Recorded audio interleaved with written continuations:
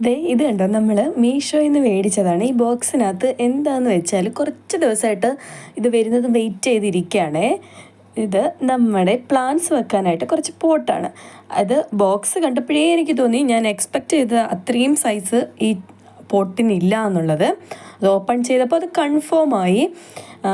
കുറച്ചുകൂടെ വലിയ പോട്ടാണ് ഞാൻ എക്സ്പെക്റ്റ് ചെയ്തത്. പക്ഷേ അതിനകത്ത് അവരതിൻ്റെ സൈസൊക്കെ കൊടുത്തിട്ടുണ്ടായിരുന്നു. ഞാനത് ശ്രദ്ധിക്കാത്തത് കൊണ്ടായിരിക്കാം. പക്ഷേ നമ്മൾ പ്ലാൻ ചെയ്ത കാര്യം നടക്കില്ലെങ്കിലും നമ്മൾ ഇതിനകത്ത് പോട്ടല്ലേ, എന്തെങ്കിലുമൊക്കെ നടാമല്ലോ. ശരിക്കും ഇത് ഇൻഡോർ പോട്ടാണ് കേട്ടോ. പക്ഷേ നല്ല വെയിറ്റ് ഉണ്ടായിരുന്നു. ബോക്സ് എൻ്റെ കൈ കിട്ടിയപ്പോഴേ എനിക്ക് അത് നല്ല വെയിറ്റ് ഉണ്ട്, ക്വാളിറ്റി ഉള്ള സാധനമാണ്. പ്രൊഡക്റ്റിന് നല്ല ക്വാളിറ്റി ഉണ്ട്, കുറച്ച് ലാസ്റ്റ് ചെയ്യുമെന്ന് എനിക്ക് തോന്നണു.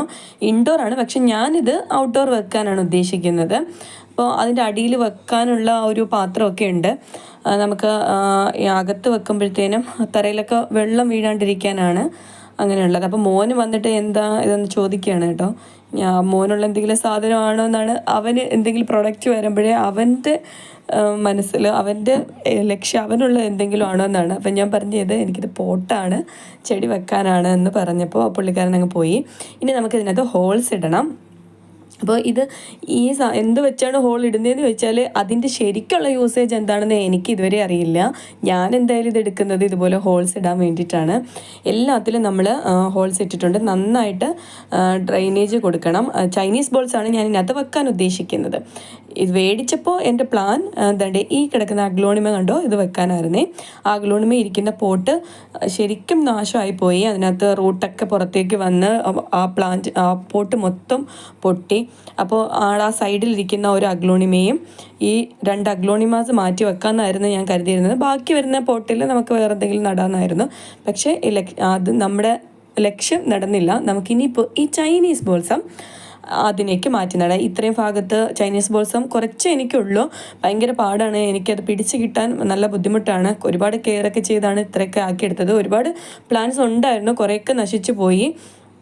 മഴയൊക്കെ ആയപ്പോഴത്തേനും എന്തോ അതെല്ലാം നശിച്ചു പോയി. അപ്പോൾ ഇനി ഒരു 4 പോട്ടിലുണ്ട്. ബാക്കി കുറേയൊക്കെ ഞാൻ നട്ട് പിടിപ്പിക്കുന്നുണ്ട്.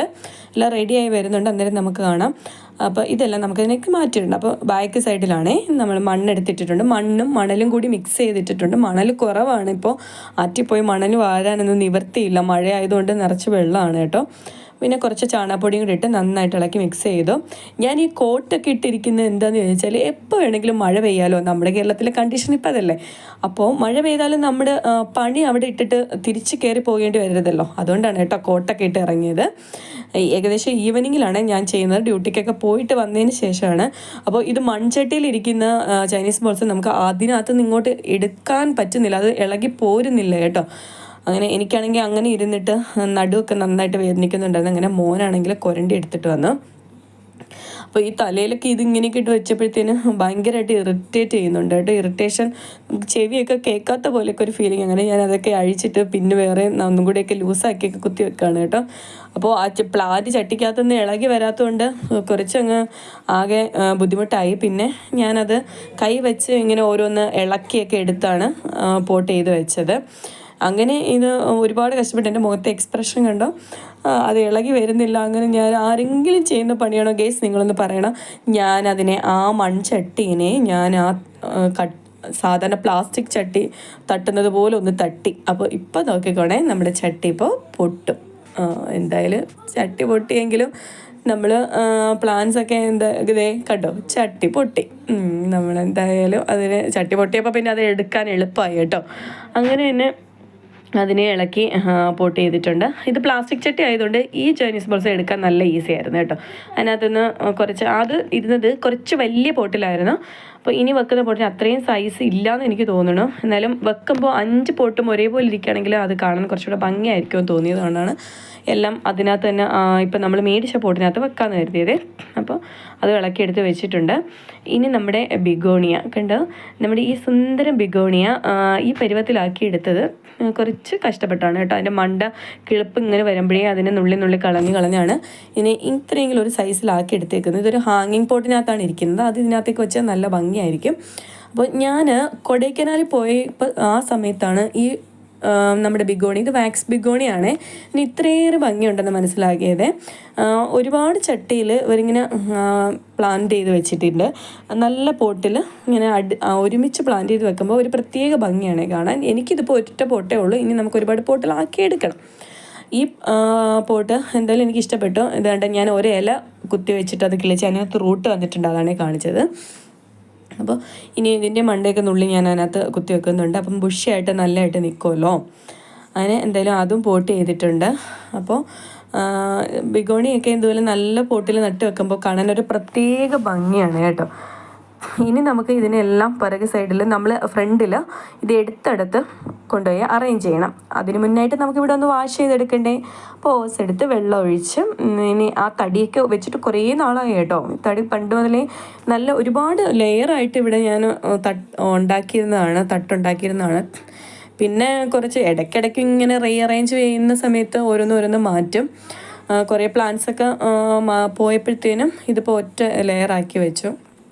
അവിടെ നമ്മൾ നന്നായിട്ട് വെള്ളം ഒഴിച്ച് വാഷ് ചെയ്തിട്ടുണ്ട്. നമ്മൾ നേരത്തെ പോട്ട് ചെയ്ത് വെച്ച പ്ലാന്റ്സ് എല്ലാം അവിടെ കൊണ്ടുവന്ന് വെക്കാം. ഇനി നാളെയൊക്കെ നല്ല കെയർ ചെയ്ത് കൊടുക്കണം, അല്ലെങ്കിൽ ഈ മഴ മാറി വെയിലാവുകയാണെന്നുണ്ടെങ്കിൽ നമ്മൾ റൂട്ടൊക്കെ ഒന്ന് ഇളകിയല്ലോ എടുക്കുന്ന സമയത്ത്, അപ്പോൾ അത് നശിച്ചു പോകാനുള്ള ചാൻസ് ഉണ്ട്. എന്തായാലും നന്നായിട്ട് കെയർ ചെയ്ത് നമുക്കതിനെ സെറ്റാക്കി എടുക്കണം. ഇത് എല്ലാം അവിടെ ഇങ്ങനെ നിരത്തി വെച്ചപ്പോഴത്തേനും കാണാനൊരു ഭംഗിയുണ്ട് കേട്ടോ. നേരത്തെ നമ്മൾ കണ്ട ആ ലുക്കിനേക്കാളും കുറച്ചുകൂടെ നല്ല ചന്തമുണ്ട് കാണാൻ. എനിക്ക് എന്തായാലും ഇഷ്ടപ്പെട്ടു. പോട്ട് മേടിച്ചതിൽ ഞാൻ ഹാപ്പിയാണ്. ഈ 5 പോട്ടിനും കൂടി 315 ആണെന്നാണ് എൻ്റെ ഓർമ്മ. പക്ഷേ നഷ്ടമൊന്നുമില്ല, എന്തായാലും നല്ല ലാഭമാണ്. നമുക്ക് കടയിൽ നിന്നൊക്കെ ഇത്രയും നല്ലത് മേടിക്കാൻ കിട്ടുമെന്ന് എനിക്കറിയില്ല. പിന്നെ നമ്മൾ പോയി ഇതിനകത്ത് ഡെലിവറി ചാർജും ഇല്ലല്ലോ മീഷോയിൽ, അതുകൊണ്ട് ഹാപ്പിയാണ്. ഇനി നേരത്തെ ഞാൻ എടുത്ത ആ വിങ്കേനെ നമുക്ക് നേരത്തെ ചൈനീസ് ബോൾസ് ഇരുന്ന ചട്ടിയിലേക്ക് മാറ്റണം. അത് മൊത്തം അഴുക്കാണ്, അത് കഴുകുന്ന ആ ഒരു ബുദ്ധിമുട്ടാണ് നിങ്ങളിപ്പോൾ കണ്ടുകൊണ്ടിരിക്കുന്നത്. അപ്പം നന്നായിട്ട് തേച്ച് വരച്ച് കുറേ കഷ്ടപ്പെട്ടൊക്കെ എന്തായാലും അത് കഴുകി വൃത്തിയാക്കി എടുത്തിട്ടുണ്ട്. ഇനി നമ്മൾ ഗ്രൗണ്ട് വിങ്കയാണ്. ഗ്രൗണ്ട് വിങ്ക കിളിപ്പിക്കുന്നത് ഞാൻ ഏതോ ഒരു ഷോർട്സിൽ കാണിച്ചിട്ടുണ്ട് മുന്നേ. നമ്മളിങ്ങനെ ഒരു ഇലയുടെ ഇടയ്ക്ക് ഇങ്ങനെ ഒളിപ്പിച്ച് വെച്ചിട്ട് കിളിപ്പിച്ചെടുത്തതാണ്. അപ്പോൾ അതിനെ നമ്മൾ പോട്ട് ചെയ്തെടുത്തിട്ടുണ്ട്. ഇനി നമുക്ക് ഒരു ചൈനീസ് ബോൾസ് ഞാനൊരു ചെറിയ പോട്ടിൽ നട്ട് വെച്ചിട്ടുണ്ട്. അതിനെയും കൂടി നമുക്ക് പോട്ടിലേക്ക് മാറ്റണം. അപ്പോൾ ഒരു മൺചട്ടിയും കൂടി നമുക്ക് നന്നായിട്ട് കഴുകി എടുക്കണം കേട്ടോ. അതും കണ്ടോ മൊത്തം പായലിടിച്ചിരിക്കുകയാണ്.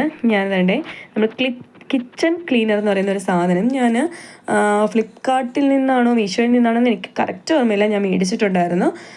പക്ഷെ അത് സ്പ്രേയർ എന്നാണ് കരുതിയത്. പക്ഷേ അത് സ്പ്രേ ചെയ്യാൻ പറ്റുന്നില്ല എന്നുള്ള ബുദ്ധിമുട്ട് മാത്രമേ ഉള്ളൂ കേട്ടോ. അല്ലാതെ ഇത് നമുക്ക് ഗ്യാസിൻ്റെ പുറമൊക്കെ ക്ലീൻ ചെയ്യാൻ നല്ലതാണേ. അപ്പോൾ ഈ ചൈനീസ് ബോൾസ് നമ്മൾ അതിനകത്തേക്ക് മൺചട്ടിയിലോട്ട് നട്ടിട്ടുണ്ട്. ഇനി നമുക്ക് ഇതിനെല്ലാം ഫ്രണ്ടിൽ കൊണ്ട് വെച്ചിട്ട്, അപ്പോൾ ഞാൻ വേറെ ഇത്രയും ക്ലീൻ ചെയ്തപ്പോൾ ആ താഴ്ഭാഗം കൂടി ക്ലീൻ ചെയ്തില്ലെങ്കിൽ അതൊരു കംപ്ലീറ്റ് ആവുന്നില്ല. അങ്ങനെ ആ താഴ്ഭാഗം തൂത്തൊക്കെ ക്ലീൻ ആക്കിയിട്ടുണ്ട്. എന്തായാലും ഇത്രയും നേരം മഴ നമുക്ക് വേണ്ടി വെയിറ്റ് ചെയ്തു. മഴ പെയ്തില്ല കേട്ടോ. എന്നും ഇതുപോലെ മുറ്റത്തേക്ക് ഇറങ്ങും, മഴ പെയ്യും, ഓടി അകത്തേക്ക് കയറും. അതുകൊണ്ടാണ് ഇന്ന് മുൻകൂറായിട്ട് കോട്ടൊക്കെ ഇട്ട് വന്നത്.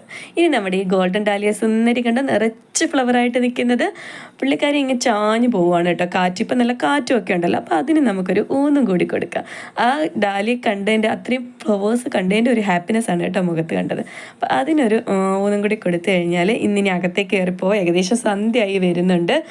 അപ്പോൾ എല്ലാവരും വീഡിയോ ഇഷ്ടമായെങ്കിൽ ഒന്ന് സബ്സ്ക്രൈബ് ചെയ്ത് കൂടെ മറക്കല്ലേ. ലൈക്കും ഷെയറും കമൻറ്റും ചെയ്യാനും മറക്കില്ലല്ലോ. നമ്മുടെ ഗാർഡൻ എല്ലാം ഓർഡർലെസ് ആയിട്ട് കിടക്കുകയാണ് കേട്ടോ. നമുക്കിതെല്ലാം ഒന്ന് അടുക്കി പെറുക്കി വൃത്തിയാക്കി എടുക്കണം. അപ്പോൾ നിങ്ങളും കൂടുമല്ലോ അല്ലേ. ഓരോ ദിവസം നമുക്ക് ഓരോ സൈഡ് ക്ലീൻ ചെയ്യാമേ.